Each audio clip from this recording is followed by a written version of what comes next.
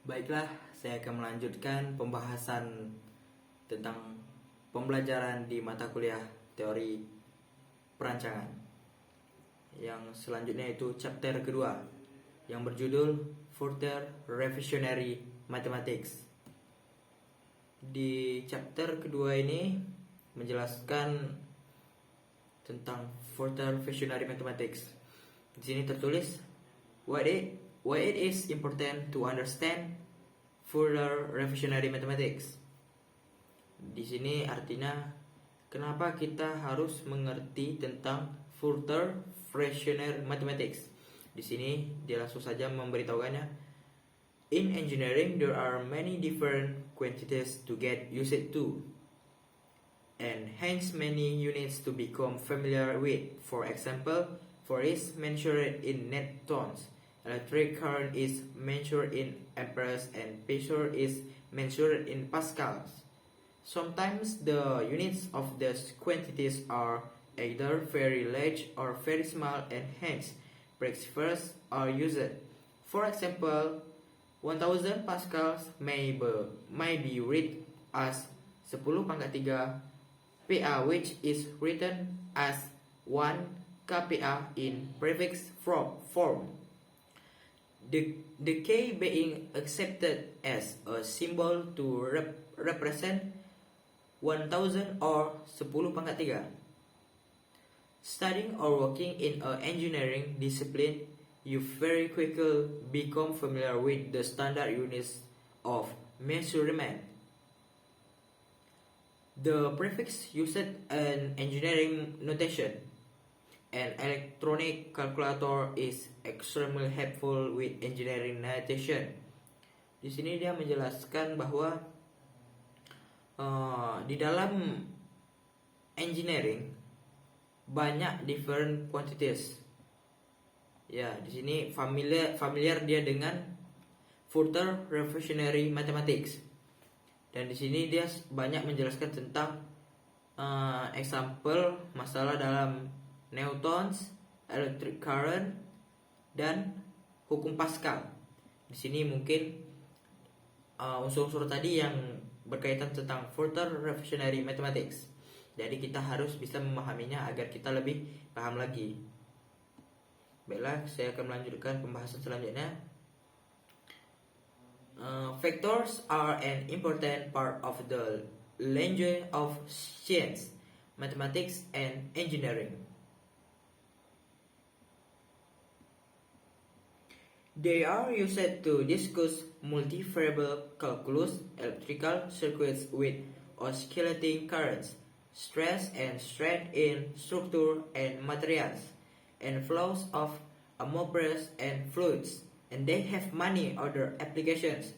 Resolving a vector into component is a procedure to computing things with or about a vector quantity because position, velocity, acceleration, force, momentum, and angular momentum are all vector quantities. Revolving vector into components is a most important skill required in any engineering studies. Dan di sini ada beberapa hal yang harus kita pelajari di dalam chapter ini, yaitu state the 7 SI units, standar Indonesia maksudnya ya. Dan kedua, understand different units. Dan ketiga, recognize common engineering units. Understand common prefix used in engineering. Selanjutnya, use engineering notation and prefix form with engineering units. Selanjutnya, understand and calculate metric to imperial conversion and vice versa. Selanjutnya, understand rectangular axes, scales, and CO ordinates. Selanjutnya, plot given CO ordinates and draw the best straight line graph. Dan banyak lagi yang harus kita pahami. Tetapi kita harus menjelaskan tentang yang pertama, units, prefix, and engineering notation. Di sini kita harus menjelaskan SI units atau standar Indonesia units. Di sini kita berarti harus menggunakan semua sistem dalam pembelajaran ini. Kita harus menggunakan sistem Indonesia. Kita harus menggunakan standar Indonesia. Di sini dijelaskan the system of units used engineering and science is the system international the units, international system of units. Di sini dituliskan the basic 7 units used in the standard Indonesia system are listed on page 22 with their symbols. Di sini dituliskan bahwa ada 22 menggunakan simbol. Dan di sini terdapat standar Indonesia, yaitu yang pertama length atau panjang. Di sini dia yaitu meter, disimbolkan M. Yang 1 M itu adalah 100 cm atau 1000 mm. Yang kedua ada time atau waktu, yang sekon dan simbolnya adalah S. Yang selanjutnya adalah mass atau massa, yang satuannya adalah kilogram, simbolnya kg, yaitu 1 kg sama dengan 1000 gram. Selanjutnya electric current, yang satuannya adalah ampere, simbolnya A. Selanjutnya thermodynamic, temperatur, satuannya Kelvin, simbolnya K, yang yaitu K sama dengan Celsius ditambah 273. Lanjut luminous intensity, yang satuannya candela, di simbolnya CD. Selanjutnya amount of substance, yang satuannya mol dan simbolnya mol. Lanjut capacitance, yang satuannya adalah farad, simbolnya F. Dan masih banyak lagi standar-standar Indonesia yang harus kita pahami agar kita bisa mempelajarinya dengan baik. Selanjutnya kita harus mempelajari tentang, di sini dituliskan kita harus mempelajari tentang straight line graphs. Di sini dituliskan a graph is a visual representation of information showing how one quantity varies with another related quantity. The most common method of showing a relationship between two sets of data is to use a pair of reference axes. These are two lines drawn at right angles to each other. Di sini dia menjelaskan bahwa kita harus pandai membuat grafik dalam garis. Yang grafik dalam garis ini harus sesuai dengan angka-angka yang diberikan. Contohnya di sini ada A dalam kurung 3,2, yang artinya garis itu harus sesuai dengan 3 dan 2 sehingga dia bisa membentuk grafik. Apakah itu naik atau turun. Di sini juga menjelaskan banyak tentang grafik lainnya. Di sini dia ada menjelaskan tentang when CO ordinates are set, the first number is always the x value and the second number is always the y value.